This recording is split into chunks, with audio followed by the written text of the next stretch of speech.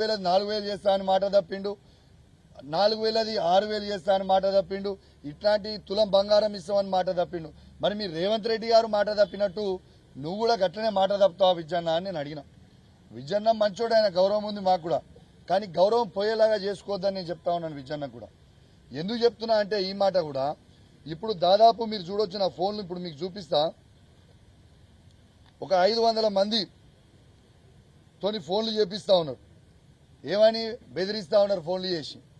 ఇవన్నీ missed call చూడొచ్చు. ఇగో ఇప్పుడు కూడా గదే ఫోన్ కాల్ ఉంటాయి మీరు చూడరు. ఇవన్నీ ఫోన్లు గవే ఫోన్లు చేపిస్తా ఉన్నాడు. చిన్న పిల్లగాడు చేపించినాడు, దీనికి ఎవడో భయపడతాడు అన్నట్టు. విజయన్న, నేను నిన్ను అడుగుతా ఉన్నాను, నిన్ను సవాల్ ఎవడు విసిరమన్నాడు? ఎవడన్నా రైతులు అడిగిందా నిన్ను? మేము అడిగినామా నీ సవాల్ విసిరమని? సవాల్ నువ్వే విసిరినావు. నీ సవాల్ని మేము స్వీకరించినాం.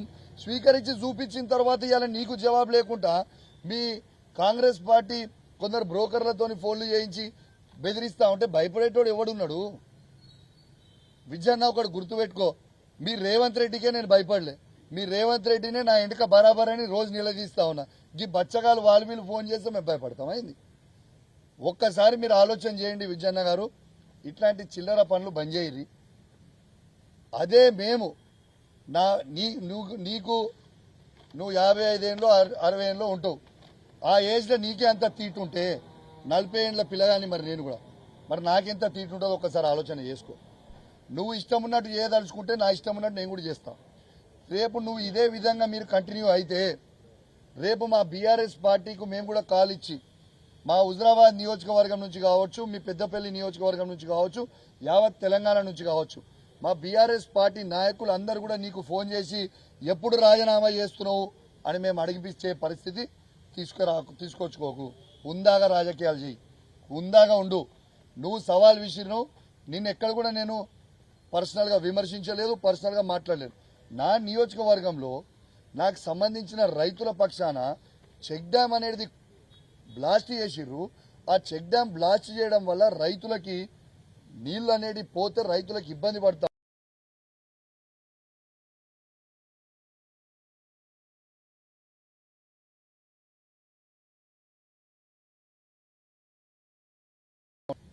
వెళ్ళిపోతే చెక్ డ్యామ్ బ్లాస్ట్ చేస్తే రైతులు ఇబ్బంది పడతారా, ఇబ్బంది పడరా?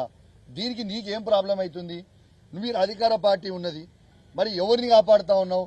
నిజంగా అది అయి ఉంటే ఎంక్వైరీ చేపి, బ్లాస్ట్ అయి ఉంటే నిందితులను అరెస్ట్ చేయి, బ్లాస్ట్ కాకపోయి ఉంటే ఆ కాంట్రాక్టర్ని బ్యాన్ చేసి బ్లాక్ లిస్ట్లో పెట్టండి, ఏదైనా చేయండి.